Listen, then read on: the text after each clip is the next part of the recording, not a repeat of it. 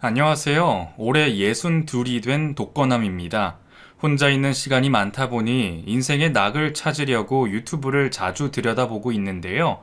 그 와중에 이 채널을 알게 되었고 매일 재밌게 듣고 있답니다. 그런데 다들 시댁이나 처가 그리고 배우자들에 관한 이야기가 대부분이던데 저 같은 경우에는 조금 다릅니다. 바로 자식에 관한 이야기거든요. 어디 가서 저와 딸 사이에 있었던 이야기를 하자니 너무 부끄러워 이렇게 익명이 보장되는 채널에 사연을 보내게 됐었습니다. 세상에 저 같은 부모가 또 있을지 모르겠지만 제 이야기 한번 들어보세요. 영화 한 편 보는 것만큼 놀랍고 재밌을 겁니다. 제가 호래비가 된 건 32살 때였어요. 아내는 워낙 몸이 약해서 온갖 잔병을 다 가지고 있었어요. 매일 먹는 약만 한 주먹이었으니 일은커녕 살림도 제대로 못하는 상황이었죠.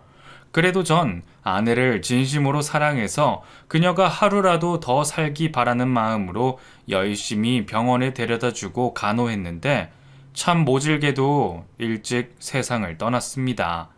그때 제 딸이 갓 돌이 지났을 무렵이었네요. 저는 엄마 없이 키워야 하는 딸에게 너무 미안했지만 최선을 다해 부모 노릇을 하려고 애를 썼어요.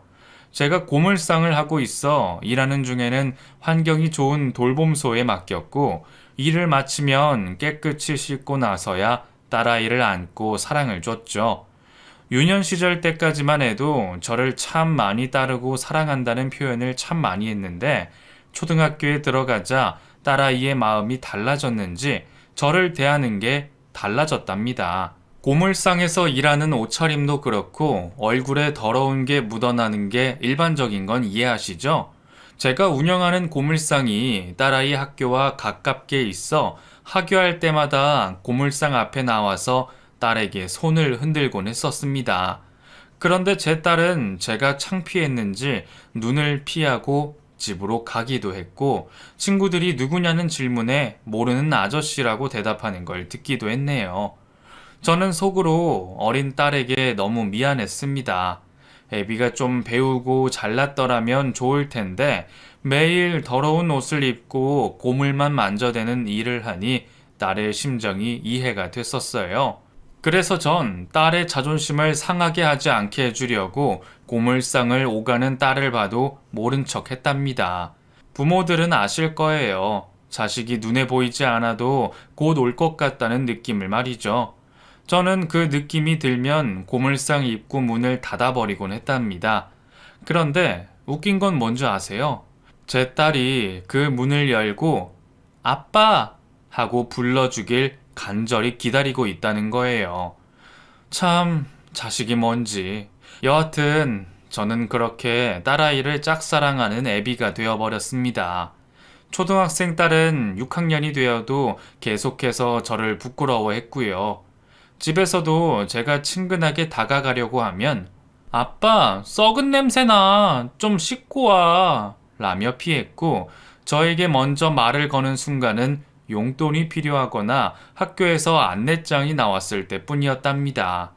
저는 딸아이를 이해하긴 했지만 이렇게 성장하면 본인도 후회할 것이고 나중에 문제가 될 것 같아 인성교육을 위해 몇 번 호되게 혼을 냈어요. 초등학생일 때는 어려서 그랬다지만 이제 사춘기가 오는 나이이니 제가 바로잡아서 딸이 착한 본성을 드러내길 바랬답니다. 미연이 너, 왜 이렇게 아빠를 무시하는 거니? 아빠가 그렇게 창피해? 난 너를 키우기 위해서 하루도 쉬지 않고 고물상에서 일해서 돈을 벌고 있다고. 미연아, 세상엔 직업에 귀천이 없는 거야. 어떤 일이든 다 훌륭하고 쓸모있는 일이란 말이야. 고물상이란 직업은 절대 부끄러운 일이 아니라고.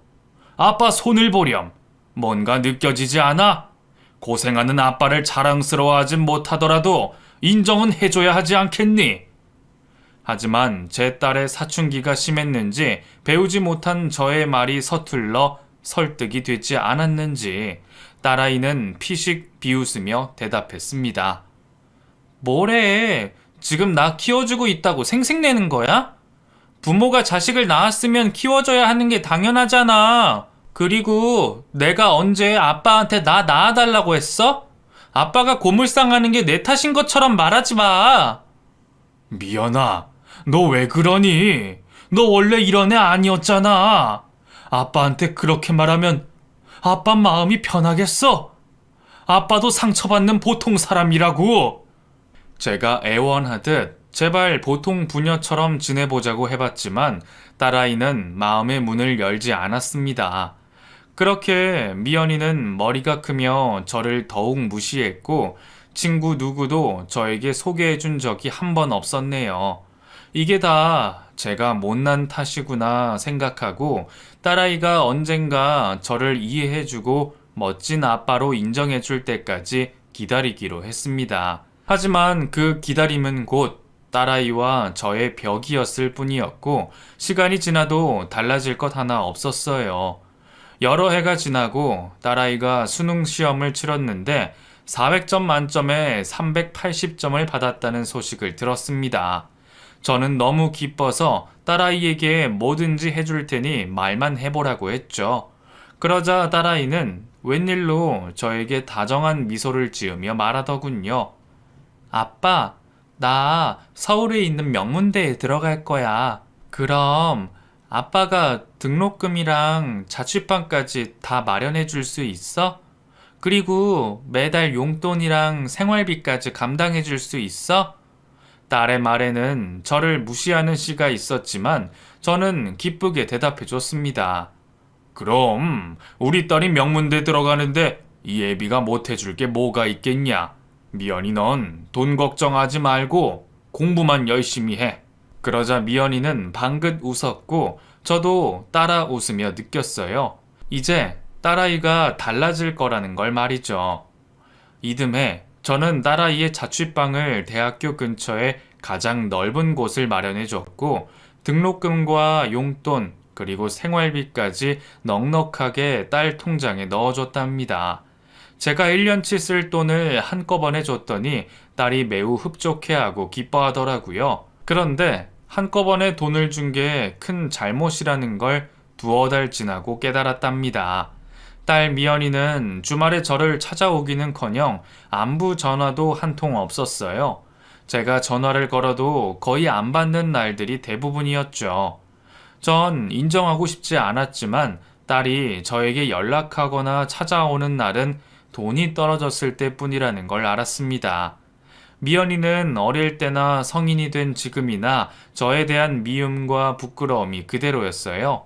이 애비가 뭘 그리 잘못했는지, 왜 그렇게 부끄러운지 애꿎은 담배만 피우며 한숨을 토하길 반복했고 술을 마시며 세상 떠난 아내를 그리워할 뿐이었습니다. 만약 아내가 있었다면 미연이가 지금과 같은 모습이 아니었을 텐데 하는 푸념을 머릿속에 길게 나열하기만 했네요.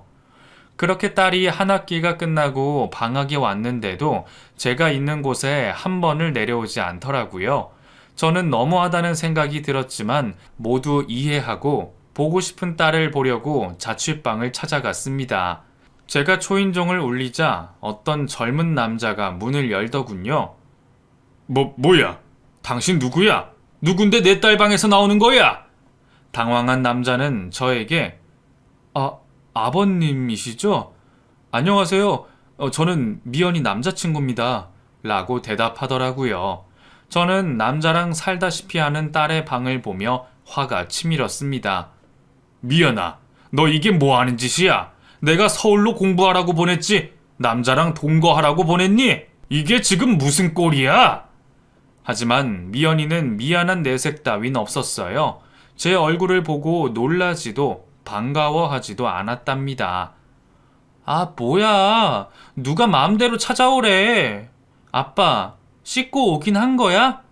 몸에서 썩은 내가 진동해. 안 되겠다. 내 방에서 나가. 냄새 배겨. 나가서 얘기해. 딸아이가 억지로 제 등을 떠미는 바람에 자취방 젊은 남자를 혼내지도 못하고 그냥 나왔습니다. 그리고 딸에게 막말을 듣게 되었죠. 아빠, 나도 사생활이라는 게 있는데 이렇게 막무가내로 찾아오면 어떡해? 그야, 네가 연락도 통 안 되고 방학인데 집에도 안 내려오니까 궁금해서 찾아왔지. 미연아, 아직도 이 애비가 창피한 거야? 당연한 거 아니야? 냄새나고 노숙자 같은 옷차림 지겨워 죽겠어. 그리고 요즘 누가 딸 자취방에 들어와서 남자를 만나네 마네하는 부모가 어딨어. 그냥 이해하고 그러려니 넘어가는 게 보통 부모들이라고. 아, 몰라. 아빠 쪽팔리니까 그냥 가.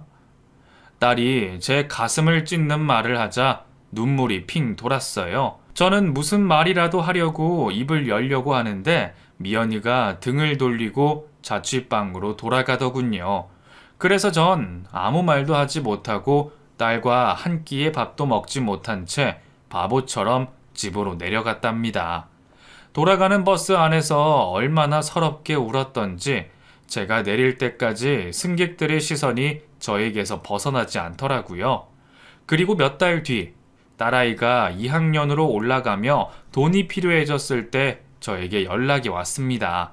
저에게 바쁘다고 하며 돈만 붙여달라고 하더라고요. 그래서 저는 서울에 찾아갈 테니 밥 한 끼 먹자고 부탁했답니다.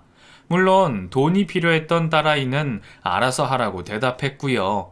그래서 전 생전 처음으로 백화점에 가서 비싼 양복과 구두를 사 입고 딸을 찾아갔습니다. 뭐야, 우리 아빠 맞아? 진작에 이러고 좀 다니지. 좀 멋진데? 정말이냐? 미연아, 아빠 창피하지 않지? 그렇지. 내가 언제 아빠를 창피해 했다고 그래. 이렇게 멋진 아빠를 말이야. 저는 빈말이어도 기분이 아주 좋았어요. 딸아이가 저를 그렇게 오랫동안 보는 게 처음인 것 같아 웃음이 절로 나왔죠. 그렇게 딸과 좋은 곳에서 식사하고 자취방에서 두런두런 이야기도 나눴습니다. 그런데 딸아이가 이제야 철이 들었는지 저에게 이렇게 말했어요. 아빠, 그동안 이 철딱서니 없는 딸 때문에 마음고생 많았지? 나도 내가 왜 그랬는지 모르겠어. 어릴 때는 아빠가 고물상 하는 것도 싫었고, 입고 있는 허름한 옷과 신발, 냄새가 너무 싫었어. 내가 싫어하지 않으려고 해도 그게 잘 안 되더라고. 괜찮아. 아빠는 다 이해해. 그래도 이제 우리 딸이 다 커서 이런 말까지 하는 거 보니까 이제 진짜 내 딸 같구나. 너무 좋다. 이 아빠는 미연이 너를 위해서 모든 걸 다 할 거야. 그러니까 넌 네가 하고 싶은 공부 실컷 하고 필요한 게 있으면 말만 하라고. 그리고 아빠한테 연락도 자주 좀 하고 집에도 한 번씩 내려오고 그래라. 아빠는 매일 네 생각에 잠도 잘 못 자는데 그렇게 얼굴 보여주고 목소리 들려주면 얼마나 행복하겠어. 알겠니, 미연아? 제 말에 딸아이는 고개를 끄덕이며 알겠다고 대답했고 앞으로 자랑스러운 딸이 되겠노라 약속했습니다. 그제야 저는 막혀있던 속이 뻥 하고 뚫리는 기분이었어요. 이제 걱정할 건 하나도 없으니 제 일을 열심히 하고 딸의 뒷바라지만 제대로 해주면 될 뿐이었죠. 그리고 딸아이는 정말 변했는지 일주일에 한 번씩은 꼭 전화를 해줬어요. 저는 자식의 목소리를 듣는 것만으로도 얼마나 행복하던지 이제 여한 따윈 하나도 없겠다 싶었답니다. 딸이 21살이 되던 해부터 1년 동안 전화로 나눈 대화가 평생 나눴던 대화보다 훨씬 많았고 딸의 웃음소리 역시 자주 들을 수 있어 매우 행복했죠. 그렇게 3년 뒤 딸아이는 대학을 우수한 성적으로 졸업하게 되었고 평생 꿈이었다는 유학을 가고 싶다고 했어요. 저는 안 될 게 뭐가 있겠느냐며 넓은 세상을 보고 훌륭한 사람이 되어보라고 조언하고 돈을 아끼지 않고 지원해 줬습니다. 그런데 아무래도 해외에 있다 보니 저와의 연락은 아주 가끔 한 번씩 했어요. 그리고 목소리가 어쩐지 예전에 저를 싫어했을 때처럼 들렸습니다. 유학 생활이 힘들었는지 다정한 말투는 거의 사라지고 없었죠. 미연이는 의무적으로 저에게 연락을 하는 것 같았지만 저는 언제나 행복한 웃음을 들려주며 항상 아빠가 뒤에 있으니 아무 걱정 말라고 큰 소리를 떵떵 쳤답니다. 2년 뒤 딸이 한국으로 들어와 공항에서 만나게 됐었는데 저는 속으로 저에게 달려와 안기길 기대했지만 어색하게 고갯짓만 하더라고요. 그래서 정말 힘이 들었나 싶어 딸 어깨에 손을 올리며 말했습니다. 그동안 힘들었지? 타지 생활하느라 고생 많았다.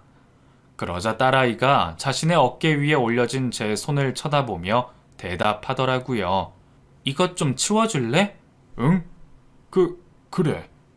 까칠해진 딸에게 괜한 말을 하는 것보다 이해하고 웃고 말았죠. 그런데 미연이의 태도는 시간이 지나도 바뀌지 않았습니다. 그래서 왜 그렇게 아빠한테 까칠하게 구는지 물었더니 유학하는 친구들의 부모들은 다들 잘나서 한국에 돌아오면 회사를 골라서 들어간다는데 자기는 원하는 회사 여러 군데 지원했는데 떨어졌다며 부모 잘 만났으면 이런 꼴을 당하지 않았을 거라며 불만을 토로하더라고요. 그래서 전 미안하다. 이 애비가 워낙 못나서 그렇다. 그래도 도울 수 있는 게 있다면 뭐든지 도울 테니 기분 풀어. 라고 위로의 말을 전했답니다. 아빠가 도와준다고? 대기업에 아는 사람 있어? 나 좀 거기에 넣어줘봐. 그건 못 해주지만 네가 유학까지 다녀왔는데 금세 직장을 잡을 수 있지 않을까? 요즘은 개나 소나 어학연수 다녀와서 이력서에 써봤자 별로 티도 안 나거든? 내가 명문대 나오고 유학 다녀왔다고 세상이 그렇게 쉽게 풀리는 게 아니란 말이야. 아빠는 고물이나 죽고 살아서 잘 모르겠지만 세상이라는 게 다 그래. 백 없으면 결국 밑바닥이라고. 미연이의 볼멘 소리에 화를 낼까 타이를까 여러 생각이 오갔지만 결국 아무런 말도 하지 못했어요. 그저 시간이 지나 아빠의 마음을 알아주길 바라기로 했죠. 어쨌든 저는 미연이에게 강남에 있는 좋은 원룸을 구해줬고 근처에 있는 회사에 합격하길 간절히 바랬답니다.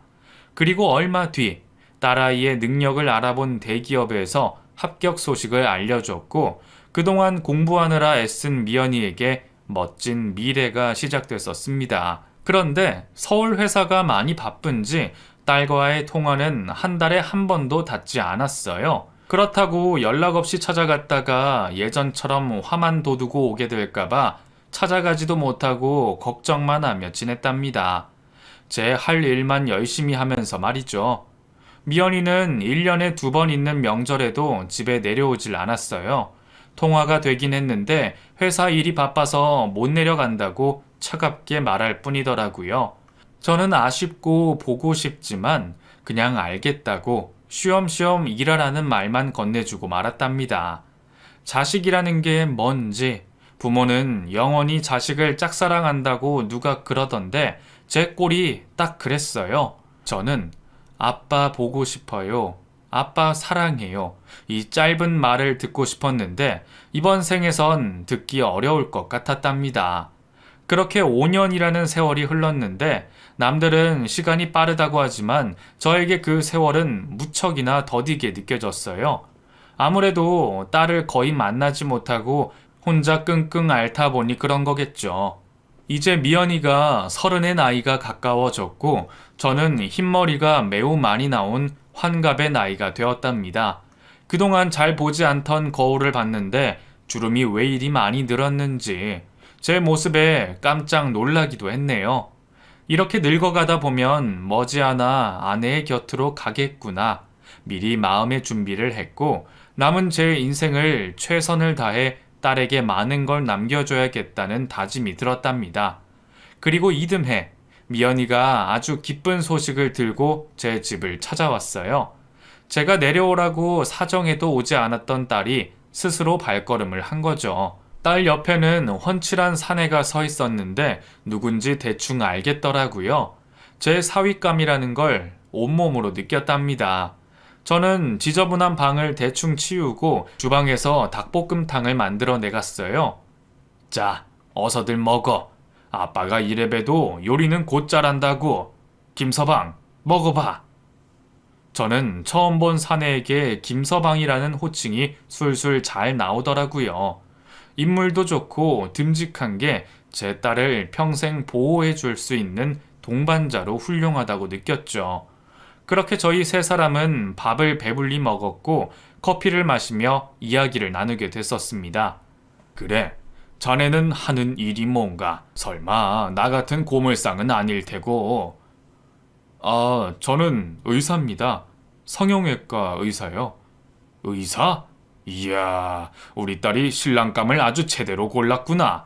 우리 집안에 의사가 들어올 거라고는 상상도 못했는데 말이야. 제가 기뻐하자 딸아이가 아빠, 이 사람 정말 대단한 사람이야. 학교 다닐 때 장학금 받고 다닌 인재라니까. 의술도 뛰어나서 지금 일하는 병원에서 인기 많은 의사 선생님이라고. 라며 예비 사위의 칭찬을 쉴 새 없이 했답니다. 저는 이제야 딸아이가 정착하고 행복한 삶을 살겠구나 싶어 대견스러웠고 자랑스러웠어요. 비록 제 짝사랑이긴 하지만 딸아이가 더욱더 사랑스러웠고요. 그리고 잠시 후 예비 사위가 혼자 산책을 다녀오겠다며 저희 부부끼리 밀린 수다를 가져보라고 자리를 피해줬습니다. 저는 이런 눈치까지 있는 사위가 아주 마음에 들었죠. 얘 미연아, 네 서방 될 사람 아주 멋지다. 의사 선생님의 외모도 저렇게 훤칠하니 얼마나 좋으냐. 그치? 진짜 괜찮지? 내가 남편 하나는 제대로 골랐다니까. 그동안 어두웠던 내 인생에 한 줄기 빛 같은 사람이야. 꼭 결혼해서 잘 살 거라고. 그래. 그런데 네 인생이 어두웠다는 건 뭘 말하는 거야? 설마 이 애비를 뜻하는 건 아니지? 그러자 미연이는 손사래를 치며 아빠도 참 당연히 아니지. 아빠는 나한테 정말 진심으로 고마운 존재야. 내가 이 나이가 되도록 그걸 모르고 있으면 사람이야? 어두웠다는 건 공부가 힘들었다는 거야. 취직도 그렇고 회사 생활도 마찬가지고 세상 사는 게 힘들더라고. 그래서 아빠를 떠올리면 대단하다는 생각이 든다니까. 어떻게 한 가지 일을 평생 할 수가 있어? 일이 고되고 힘들면 바꿀 법도 할 텐데 말이야. 라고 제 마음을 풀어주는 대답을 들려줬네요. 그래서 전 아빠야, 할 줄 아는 게 없으니까 그렇지. 못 배우고 무식하니 내가 할 수 있는 일이 있다는 것만으로도 아주 행복한 삶이더라고. 그래서 죽는 그날까지 지금 하는 일을 손에서 놓지 않을 거란다. 하고 제 자부심을 일러줬죠. 그렇게 딸과 저는 도란도란 감성적인 대화를 나누고 나서 현실적인 대화로 넘어갔습니다. 저는 혼수와 예단과 같은 걸 얼마든지 해줄 테니 걱정하지 말라고 일렀죠. 그러자 딸아이는 제가 생각도 못했던 말을 꺼냈어요. 아빠, 혼수랑 예단은 당연한 거고 아빠 사위한테 개인 병원 차려줘야 해. 신혼집도 우리가 마련해야 하고 말이야. 아, 맞다. 외제차도 한 대 뽑아줘야 해. 이사랑 결혼하려면 필수 조건이야. 뭐? 신혼집에 병원까지 차려달라고? 미연아, 우리가 혼수를 마련하면 이서방 부모님이 신혼집을 마련해야지. 그리고 이서방 능력이면 결혼하고 몇 년 안에 스스로 병원을 차릴 수 있을 것 같은데 내가 아까워서 하는 말이 아니라 딸을 시집 보내는데 무슨 장사를 하는 것처럼 느껴져서 그래. 네가 이서방보다 못난 게 뭐가 있다고 그렇게까지 해야 해? 제 물음에 미연이는 다시 까칠하게 변했습니다. 아니, 내 남편 능력이 모자라서 병원을 해달라는 게 아니잖아. 내가 남편보다 못난 게 뭐가 있냐고? 그걸 몰라서 묻는 거야? 설마 이 아빠가 못났다고 말하고 싶은 거니? 미연아, 아빠가 비록 못 배웠어도 네 뒷바라지는 남부럽지 않게 해주지 않았니? 언제까지 이 아빠를 부끄러워할 거야? 이제 그만할 때도 됐잖아. 제가 그렇게 말하자 미연이는 비웃기라도 하듯이 혀를 차며 그놈의 자존심은 왜 이렇게 굳건한 거야? 아빠, 내가 시댁 가서 아빠가 고물상 한다고 하니까 뭐라는 줄 알아? 개천에서 용났다고 그래. 내가 명문대 가고 대기업에 들어간 건 아빠 뒷바라지가 아니라 내가 코피 터지게 공부했기 때문이라고. 돈 좀 내줬다고 큰 소리 치고 싶은 모양인데 요즘 그 정도 해주지 않는 부모가 얼마나 될 것 같아? 그리고 아까 어두웠던 내 인생 이야기, 맞아. 그건 아빠 얘기야. 내가 아빠만 잘 만났어도 결혼 전에 이따위 걱정은 하지 않았을 텐데 예나 지금이나 늘 내 발목을 붙잡고 있단 말이야. 아, 몰라. 됐고 무조건 병원 차려줘. 시부모님은 내가 당연히 병원 차려주는 걸로 알고 있으니까 그런 줄 알아. 만약 거절하면 내 결혼 파토 날 거야. 그 꼴 보고 싶으면 그렇게 해. 라고 목에 핏대까지 세워가며 승질을 냈습니다. 물론 미연이의 말을 이해하지 못하는 건 아니었지만 제가 그동안 일하고 돈을 번 이유는 사위가 아닌 딸을 위해서였어요. 제가 나중에 더 늙으면 유산으로 다 내줄 생각이었죠. 하지만 의사 사위한테 시집 보낸다고 장사 노름하는 예비 사돈 손바닥에 올라가고 싶지 않았습니다. 그건 자존심이 아니라 상식이었어요. 제가 그렇게 말을 해도 미연이는 의사에게 시집 가려면 열쇠 3개를 줘야 한다며 아파트, 병원, 외제차를 저에게 마련해 달라고 하더군요. 안 된다. 그럴 거면 의사 사위 필요 없다. 차라리 너랑 비슷한 대기업 직원을 만나든가 평범한 사람을 찾아. 사위를 돈 주고 사는 건 절대 못하겠다. 아, 진짜 또 꼰대처럼 군다. 진짜 쪽팔리게 할래? 왜 이렇게 세상 물정을 몰라? 요즘 의사 사위라고 하면 돈 싸들고 달려드는 세상이라고. 아, 진짜 왜 이렇게 무식해? 그렇게 막말을 하는데 듣기 거북하더군요. 화가 나고 온몸이 떨려왔어요. 하지만 지금은 이성을 찾을 때라는 걸 되뇌었습니다. 그리고 다시 생각을 해보았죠. 정말 딸의 말처럼 제가 꼰대인 건지 모르겠지만 신혼집과 개인 병원 또 외제차까지 바쳐가며 시집을 보내고 싶지 않았어요. 들어보니 딸의 시댁도 그리 잘 사는 수준이 아니었는데 의사 아들 가지고 심하게 요구하는 것 같았답니다. 그래서 전 고개를 가로저으며 절대 돈 바쳐가며 하는 결혼은 끝이 좋지 않을 것이니 다시 생각하거나 사위 능력대로 살라고 했죠. 그랬더니 제 딸이 눈에 불을 켜고 저를 노려봤습니다. 아, 돈이 없는 거지? 그래서 자존심 내세워서 핑계대는 거지? 그냥 가진 거 없는 거지라고 해. 미연아, 아까부터 아빠한테 그게 무슨 말버릇이야? 아빠가 널 어떻게 키웠는데? 해줄 수 있는 건 다 해줬잖니. 대학에 유학까지 한 번도 돈 걱정하지 않고 커왔잖아. 또 그 소리야? 다른 부모 다 해주는 거 해줬다고? 진짜 지겨워. 당연한 걸 해줬으면서 생색이라는 생색은 다 내고 결혼마저도 내 마음대로 못하게 해. 됐어. 거지 같은 아빠 필요 없으니까 내 앞에서 꺼져. 난 어떻게든 저 사람하고 결혼할 테니까 당신은 내 결혼식에 올 생각 꿈도 꾸지 마. 그리고 오늘이 내 얼굴 마지막으로 보는 줄 알아. 그렇게 딸 미연이는 저에게 큰 상처를 주고 집에서 나가버렸습니다. 산책하던 사위와 만났는지 다시 집으로 돌아오지 않았답니다. 저는 담배 한 개비를 꺼내 입에 물었고 불을 붙이고 한숨을 내쉬었어요. 정말 내가 잘못 생각하고 판단한 걸까 하고 딸과의 대화를 곱씹어서 생각해 봤습니다. 하지만 제가 정말 꼰대라서 그런 건지 그런 결혼은 허락하고 싶지 않았어요.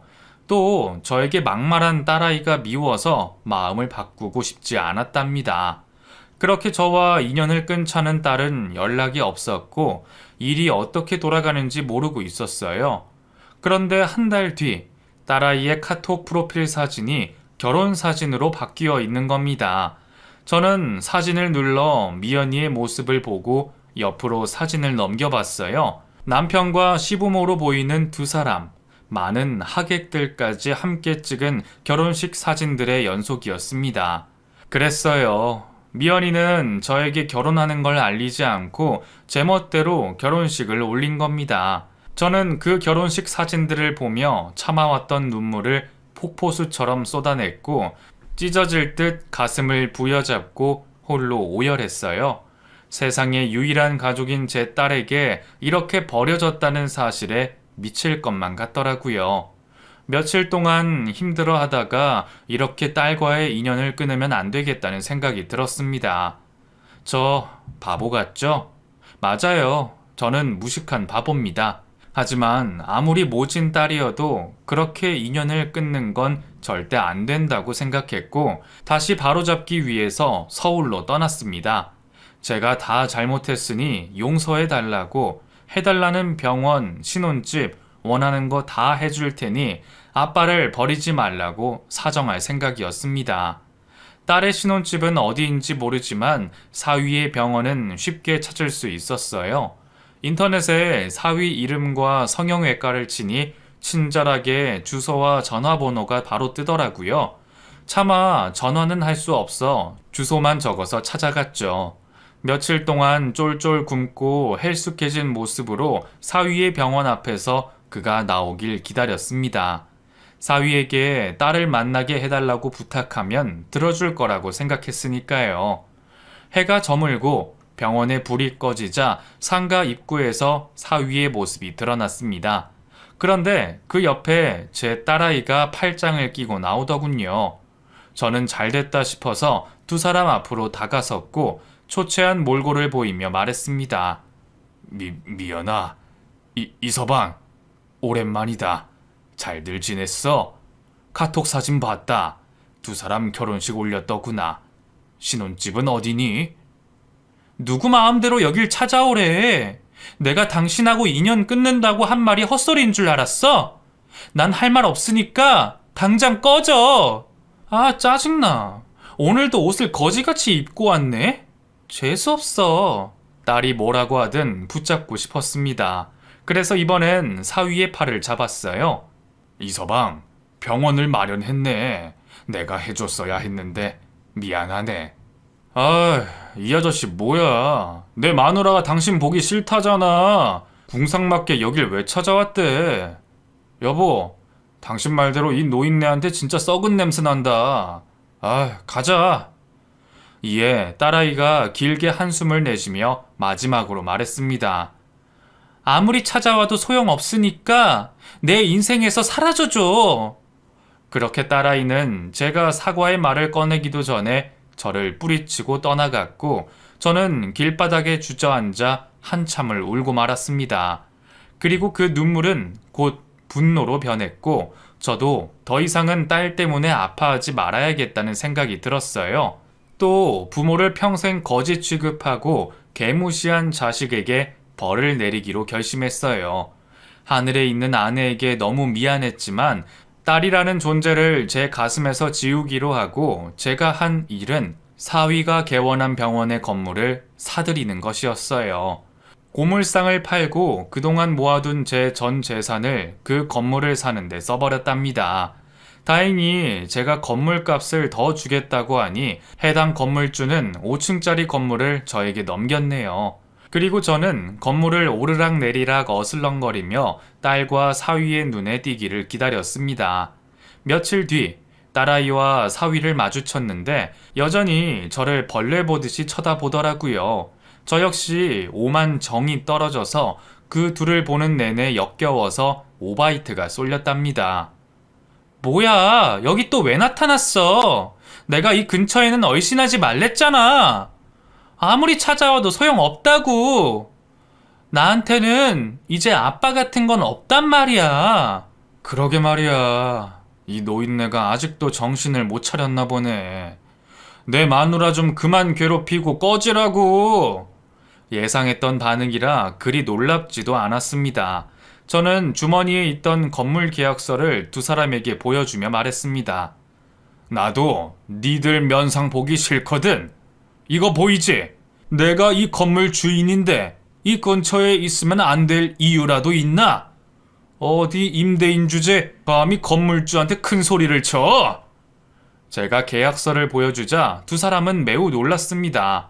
눈이 동그래지며 입을 헉 하고 벌리는데 끝까지 믿지 못하는 것 같더라고요. 여하튼 저는 서류를 다시 집어넣으며 병원 소문 안 좋던데 조심하는 게 좋을 거야 하고 제 갈 길을 갔습니다. 하지만 그걸로는 복수가 되지 않았어요. 조금 더 큰 그림을 그리고 딸과 사위를 무너뜨릴 생각이었죠. 그런데 며칠 뒤 제 건물에 있는 1층 식당에서 밥을 먹고 있는데 딸과 사위가 어떻게 알고 왔는지 제 앞에 자연스럽게 앉더라고요. 아빠, 이제 서울로 올라와서 사는 거야? 그런데 왜 나한테 말하지 않았어? 사실 아빠한테 모질게 말하고 얼마나 후회했는지 알아? 나중에 사과하러 찾아가려고 했는데 이렇게 먼저 나타나줘서 고마워. 허, 뭐라고? 네가 나를 찾아와 사과를 하려 했다고? 지금 그 말을 나더러 믿으라는 거냐? 밥맛 떨어지니까 둘 다 꺼져라. 미연이는 제가 전처럼 대할 줄 알았는지 많이 당황하더군요. 이번에는 옆에 있던 사위가 말했습니다. 아버님, 이렇게 훌륭한 분인 걸 몰라 뵙고 실수한 점 사과드립니다. 저는 그동안 아버님을 오해했어요. 미연이가 고생을 많이 한 줄 알았는데 어제 이야기를 들어보니까 전혀 아니더라고요. 혼자서 딸 키우기가 얼마나 힘드셨어요. 이제라도 자식들 효도 받아야 하지 않으시겠어요. 뻔뻔하게 말하는 게 옆에 앉아있는 제 딸과 데칼코마니가 떠군요. 이래서 사람은 끼리끼리 만난다고들 하나 봅니다. 제가 묵묵부답으로 밥을 먹자 딸이 사위의 병원을 개원하려고 대기업을 그만두고 퇴직금을 사위에게 보태줬다고 하더군요. 그리고 지금 빚이 있는 상황이니 저더러 갚아주면 어떠냐고 말하더라고요. 정말 제 딸다웠습니다. 제가 얼마나 자식을 못 키웠으면 이 모양 이 꼴인지 제 자신을 크게 원망했어요. 결국 돈이구나. 왜? 거지 같은 옷차림에 냄새나는 애비가 건물주가 되니까 쪼르르 달려온 거야? 그러게 평소에 잘하지 그랬니? 미연아, 내 재산이 50억인데 정말 인연 끊으려고 했어? 아니야. 내가 어떻게 하나밖에 없는 아빠하고 인연을 끊겠어. 절대 말이 안 되지. 물론 아빠 돈 때문이 아니야. 내가 철이 덜 들어서 그런 거니까 아빠가 이번에도 한 번만 봐주라. 응?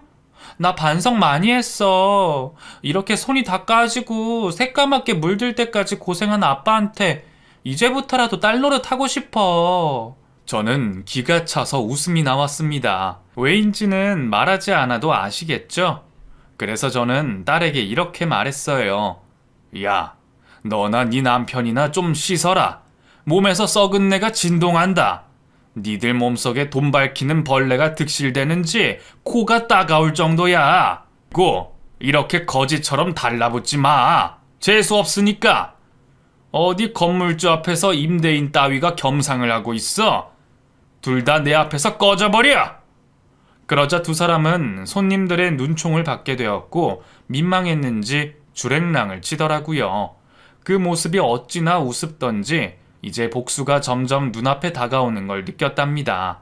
딸과 사위는 그날 이후로도 계속 저를 찾아와 예전처럼 지내자고 사정을 하는데 저는 꿈쩍도 하지 않았어요. 얼마나 정내미가 떨어졌는지 딸 얼굴만 봐도 부하가 치밀었다니까요. 그래서 전 똥개처럼 꼬리를 살랑거리는 딸과 사위를 잘근잘근 씹어주듯이 조롱해줬네요. 그러다 진짜 복수의 서막이 시작되었습니다. 성형외과를 운영하는 사위가 성형수술한 환자에게 얼굴이 화산처럼 부어오르고 빨개지는 큰 부작용을 낳게 했어요. 약을 먹고 한 달을 기다려도 아무런 진전이 없어서 그 환자는 대학병원에 가서 치료를 받게 되었답니다. 그 환자는 전치 14주라는 진단서를 끊게 되었고 의료사고로 고소하겠다고 사위 병원에 찾아왔어요. 그때 얼마나 시끄럽던지 건물 안에서 놀고 있던 제가 무슨 일인지 궁금해서 들어가 환자의 말을 듣게 되었죠. 아니, 여기서 성형하고 부작용이 났는데 왜 보상을 못하겠다는 거예요? 지금 내 얼굴 안 보여요? 다음 달에 결혼식인데 어떻게 책임지실 거예요? 나 이렇게 못 넘어가. 당신들 가만두지 않을 거야. 고소할 거라고! 사위는 환자의 말에 아무렇지 않게 대답했습니다. 해봐요. 난 분명히 수술 전에 부작용이 일어날 수 있다고 인지시켜 드렸어요. 아무 죄도 없는 사람 찾아와서 돈 내놓으라고 하면 덥석 줄 거라 생각했어요. 영업방해로 신고하기 전에 당장 나가세요. 또 데스크에 앉아있던 제 딸이 말을 보태더라고요. 성형은 원래 부작용이 심한 수술이에요. 그 정도 각오는 하셨어야죠. 그래도 조금만 지나면 가라앉을 겁니다. 그리고 법으로 해봤자 손해보는 건 환자분이에요. 그러니까 조용히 넘어갑시다.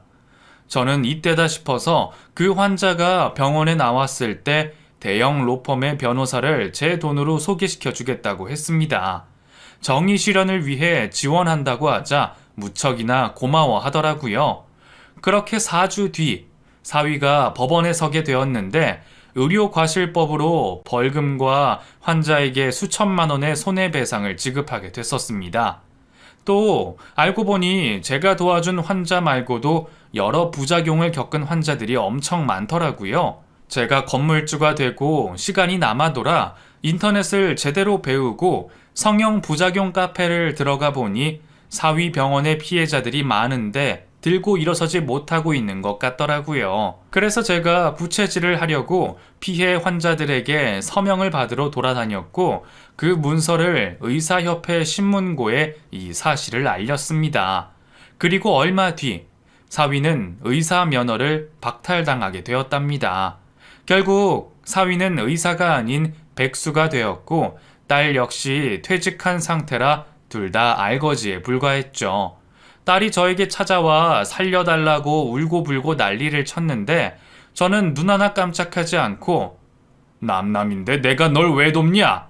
벌레 새끼 둘이 길바닥에 구걸이라도 하면서 먹고 살아봐. 그리고 내 인생에 딸 같은 건 없으니까 구걸하러 찾아오지 마! 하며 막말을 해줬네요. 그러자 딸과 사위는 단념했는지 건물에서 병원 장비를 모두 빼버리고 지방 촌구석에 작은 방 하나를 구해 떠났답니다. 그리고 딸 미연이가 어떻게 사는지 2년째 모르고 있어요. 저와는 인연을 끊었으니까요. 부모의 겉만 보고 거짓 취급하고 막대하다가 재산이 많다고 하니 그제야 부모 대우를 하는 제 딸 이야기는 여기까지입니다. 여러분들 중 제가 너무 심했다고 생각하시는 분 계시죠? 그런데 딸에게 냄새나는 거지 무식한 고물상 주인, 부모 노릇 제대로 못한 꼰대 등등 상처되는 말을 들어보시면 저처럼 변하실 거예요. 부모 자식은 천륜이라고 하지만 저는 예외인 사람입니다. 그 천륜을 100번, 1000번 참다가 끊어버렸으니까요. 물론 가끔 딸의 얼굴이 눈앞에 떠오르곤 합니다. 하지만 딸을 용서하지 않을 것이고 다시 만나지도 않을 겁니다. 제 마음만 망가질 뿐이니까요. 지금까지 제 이야기를 들어주신 분들께 감사의 말씀을 전합니다.